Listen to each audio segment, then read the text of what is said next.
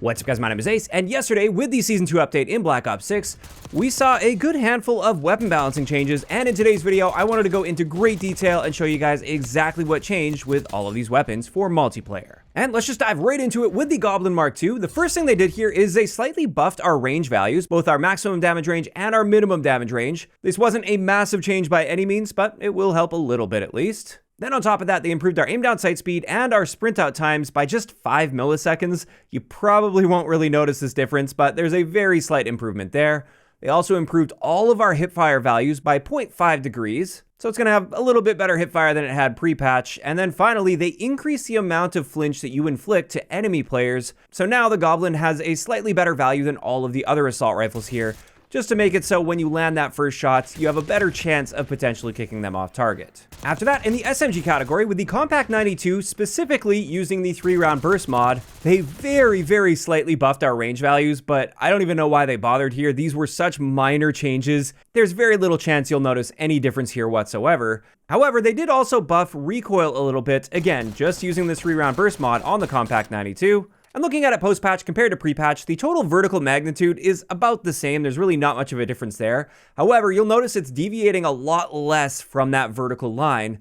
So it's going to be a lot easier to control, and this should actually be very noticeably more accurate now after this update compared to pre-patch. After that, let's move into the shotgun category, and the Marine SP saw a buff to all of its range values aside from its maximum hit potential. And these were fairly small buffs, but on top of this, they did also improve our sprint out times by 10 milliseconds across the board, which is quite nice. We saw a very similar story with the ASG-89. Again, they buffed all of our range values, this time including our maximum hit potential, by a little bit. Nothing too crazy here, but a slight improvement. And then on top of that, our sprint to fire and tactical sprint to fire times were reduced by 10 milliseconds. And then finally, for the Maelstrom, there were a couple adjustments here. The first thing is in the maximum damage range, they buffed our damage. So instead of requiring 6 pellets for a one-shot kill, we now only require 4. However, they also cut this range in half from 2 meters to 1 meter. And this just means in those situations where you're essentially touching the enemy player, it's going to be a lot less likely that you're going to get a hit marker in that scenario, and you will get a kill more often. On top of that though, our maximum one-hit kill potential was noticeably improved from 4.6 meters up to 5.7 meters. And then our other range values were also buffed slightly, but those ones are a lot less important. Now on top of this, they buffed our rate of fire from 300 rounds per minute up to 316 rounds per minute, so that'll help our time to kill a little bit when we're looking at like a 2 or 3 shot kill, which is what you'll often see with this gun. And then finally, just like with the other shotguns, our sprint out times were reduced by 10 milliseconds.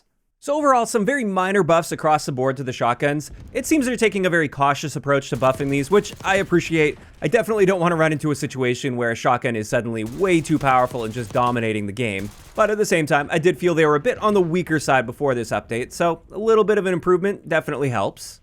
After that, let's get into the LMG category, and the PU-21 saw some very important buffs. The first thing is our pre-fire delay was reduced from 55 milliseconds all the way down to 20 milliseconds. That is a very noticeable change, and honestly, that pre-fire delay is one of the biggest reasons I wasn't a big fan of the PU-21, and with this very noticeable improvement, I think I'm going to like it a whole lot more now, and it's definitely worth giving a shot after this update because of this. But on top of that, we did see a 5 millisecond improvement to our sprint out times. Again, you're probably not really going to notice a 5 millisecond difference, but I'm not going to complain about an improvement here. And then finally, when it comes to recoil on this gun, our view kick deviation was slightly reduced. And when we look at pre-patch versus post-patch here, it's still the same general trend, the same pattern, and generally the same overall magnitude of recoil. There's just a bit less random deviation, and it'll be slightly easier to predict and control. As for marksman rifles, the only one that was adjusted here is the DM10, and with this, they only adjusted the gain twist barrel. If you guys remember from my gun guide, we actually saw the same bullet velocity improvement with the gain twist barrel as we saw with the reinforced barrel, but the reinforced barrel also boosted our range value, so that was a bit of an oversight, and they have adjusted that, and now the gain twist barrel was buffed up to a 45% improvement to velocity, which is more along the lines of what you'd expect with that type of a barrel. At the end of the day though, even with that in mind, I would still go with the long barrel over any of these. And now let's get into some sniper rifle changes. And we're going to start this off with the Frostline. The first thing you'll notice here is there was a slight nerf to this gun's damage at long ranges, but a buff in the closer ranges where you're almost always going to be finding yourself. So from 0 to 64 meters without the CHF barrel, we now have the ability to get a one-shot kill to the lower torso and lower arms, whereas previously we couldn't with this gun. However, at the really long ranges that you would be really hard-pressed to find, in multiplayer for Black Ops 6 at least, beyond 88.9 meters, we no longer have the ability to get a one-shot kill to the upper torso and upper arms like we could pre-patch. So overall, this is a huge net buff for multiplayer since the vast majority of your gunfights will fall within that 0 to 64 meter range, not the 88 plus meter range. Now, in addition to that, they made some adjustments with the multipliers with the CHF barrel. However, this just seems to be compensating for the adjustments they made to our base damage values, because at the end of the day, up close at least, it's got the same one-hit kill potential. However, in that minimum damage range beyond 88.9 meters, we still can't get a one-shot kill to the upper torso and upper arms, even with the CHF barrel. But again, good luck finding a range that far anyway. On top of that, for all of the sniper rifles, the quick draw rear grip was nerfed a little bit. Instead of improving our aim down sight speed by 70 milliseconds on this gun, it now only improves it by 60 milliseconds. Next up, with the SVD, without the CHF barrel, in that maximum damage range, we're now capable of getting a one-shot kill to the lower torso and lower arms. And in the second damage range, we can get a one-shot kill to the upper torso and upper arms, whereas previously we couldn't. So some nice buffs here by default. And this time, these buffs also carry forward with the CHF barrel. Now in that maximum damage range with the CHF barrel, we can also get a one-hit kill to the upper legs.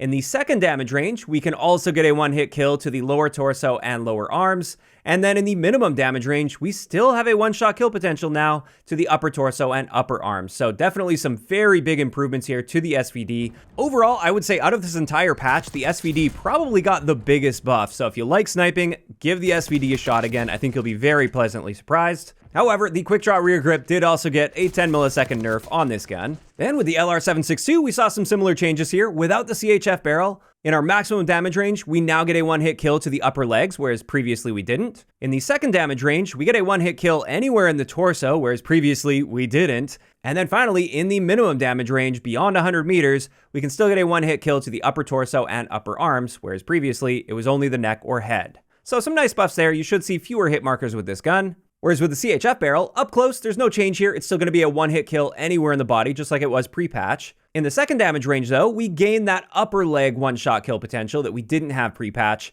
And then in the minimum damage range, we gain the lower torso and lower arm one-shot kill potential. And once again, we did see a nerf to the quick draw rear grip with this gun. This time a 15 millisecond nerf, though, not a 10 millisecond nerf.